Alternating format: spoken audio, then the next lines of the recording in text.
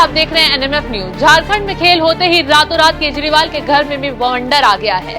शराब घोटाले में ईडी के जारी नोटिस की आग ठंडी हुई नहीं थी कि अब जल बोर्ड घोटाले में ईडी ने हंटर चला दिया है।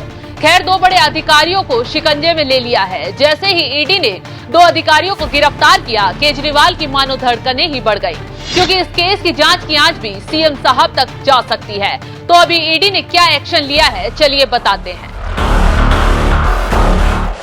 जल बोर्ड घोटाले में ईडी का एक्शन।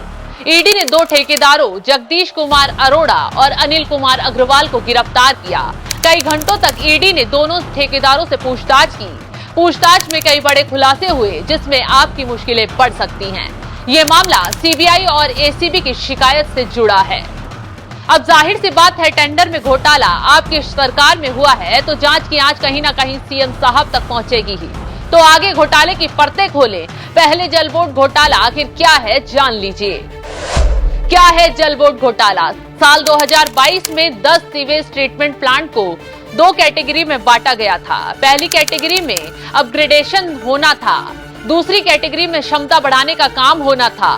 साल 2022 में दिल्ली जल बोर्ड ने इनके ठेके दिए, जिसकी कुल वैल्यू 1938 करोड़ थी, जबकि उसकी अनुमानित लागत सिर्फ 1500 करोड़ थी।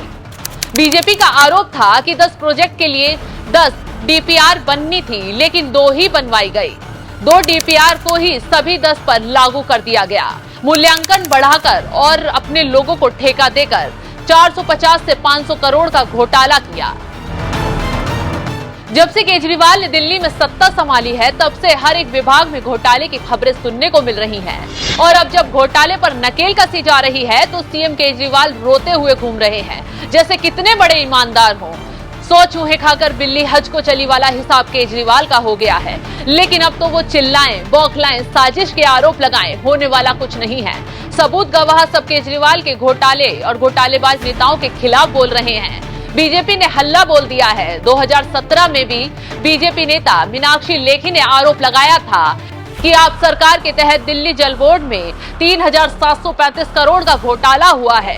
2017 से खातों का हिसाब नहीं रखा गया और वो विवरण छिपाने की कोशिश कर रहे हैं। वहीं खातों से 1601 करोड़ रुपए का हिसाब किताब गायब है और डीजेपी के वित्तीय विवरण और बैंक समाधान वितरण के बीच 1167 करोड़ का अंतर है। तो देखा आपने कैसे आप सरकार में घोटालेबाज विभागों में लूट मचा रहे हैं और केजरीवाल कुर्सी पर बैठकर तमाशा देख रहे हैं।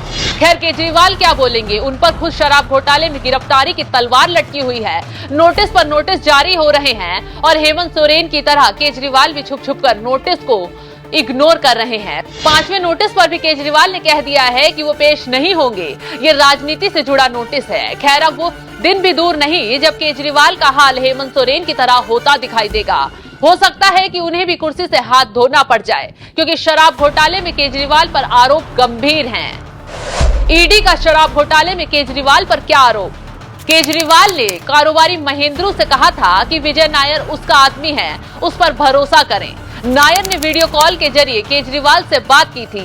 नायर ने इंडोस्प्रिट के मालिक समीर महेंद्रू की केजरीवाल से फेस टाइम पर बात करवाई। समीर महेंद्रू ने इस बात का खुलासा ईडी के सामने किया था। केजरीवाल ने फिर से ईडी के सामने पेश न होने का नाटक शुरू कर दिया है। कह रहे हैं उनके खिलाफ साजिश रची जा रही है, लेकिन सबूत गवाह कह रहे हैं कि घोटालेबाजों की टोली है। इसी वजह से अब ईडी झारखंड के बाद दिल्ली में खेल करेगी। न केजरीवाल बचेंगे, न उनकी घोटालेबाजों की टोली। वहीं तो अब बड़े बड़े नेताओं का नाम घोटाले से जुड़ सकता है, क्योंकि जल बोर्ड घोटाले की छींट भी सीएम तक जा सकती है। यहाँ भी कह सकते हैं कि केजरीवाल जेल जाएंगे तो आम आदमी पार्टी का खेल बिगड़ना तय है।